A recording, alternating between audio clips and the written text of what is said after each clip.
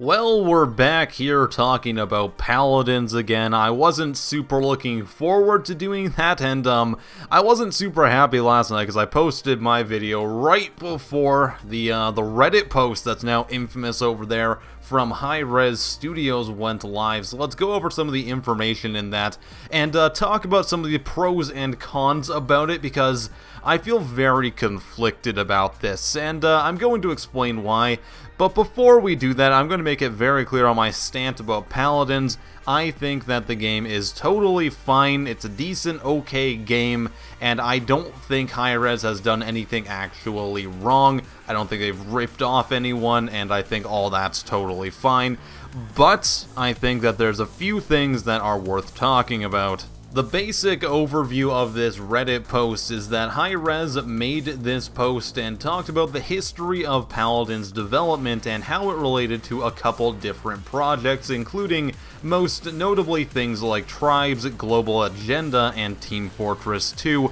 These are all games that had come out long before Overwatch, and with the evidence they presented, there's a lot of similarities between their game and these games, and even Overwatch and these games as well. So I think it's important to open up the discussion that pretty much every game, especially in emerging genres like this, are going to have similar ideas. Now, things like, say, Reinhardt's shield in Overwatch, that had been done before in other games such as, say, Global Agenda, and other ones like that as well. If you look at things like, say, Roadhog's hook in Overwatch or something, you're an idiot if you think that that's the first game that ever had any sort of hook mechanic, because literally I think every MOBA has that character somewhere in it.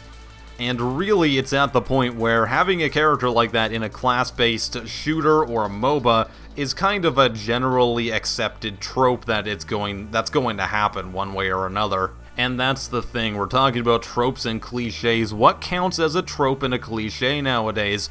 Well, we can draw a lot of similarities to this entire situation that we can with other games like, say, any multiplayer MMO from years past. After World of Warcraft became the top dog, everything else tried to do very similar things, and in my opinion, most of the things that appear in Paladins are pretty much similar to how many other games tried to take different cues and different little tidbits from an MMO like World of Warcraft. In fact, I'd go as far to say that having a character in the game that throws a hook and drags enemies towards you is as synonymous with these types of games nowadays as, say, a dwarf would be in any medieval MMO. It's a thing that's going to exist there. That's just to be expected at this point.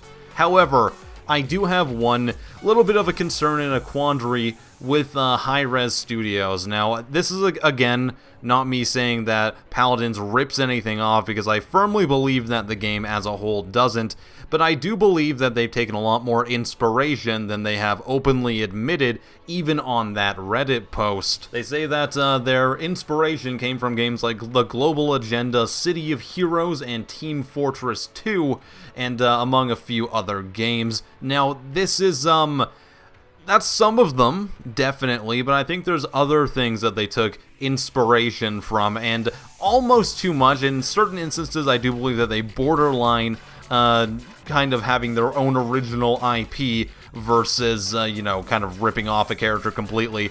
And two of those characters that I just want to highlight are the one that looks exactly like goddamn Ratchet from Ratchet and Clank, and the other one that looks like Groot from Guardians of the Galaxy. Now, it's entirely possible, like with the Overwatch situation, that these characters were based on other things that were being created before, and then they realized that, hey, this looks kind of like Ratchet, or this looks like Groot.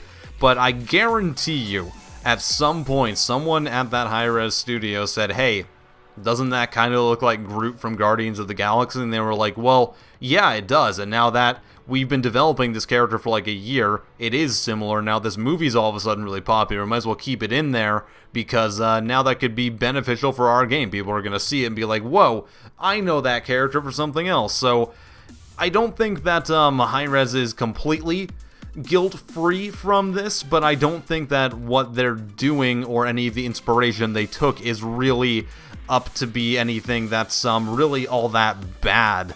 I'm not blaming them for taking inspiration from other things. I mean, every game in existence does that. And in my opinion, having a character that's similar to something else like Ratchet or Groot is no different than, say, 5 or 6 years ago when every single multiplayer shooter had the exact same cardboard cutout protagonist. They just become a cliche and a trope after a while. And in my opinion, there's a big difference between how Paladins presents itself and how, say, that weird Chinese game that literally copied the heroes down to the design and color palette scheme. So that's my thoughts on Paladins. I don't think that it's ripped anything off. I don't think that anything has ripped anything off in this scenario. It wasn't Overwatch, it wasn't anything else either. But I do think that there are a few discrepancies and a few other inspirations that they failed to mention as well. What do you think about this whole scenario? I am PattyJack though, and let me know in the comments. I'll see you guys next time. Have a wonderful day.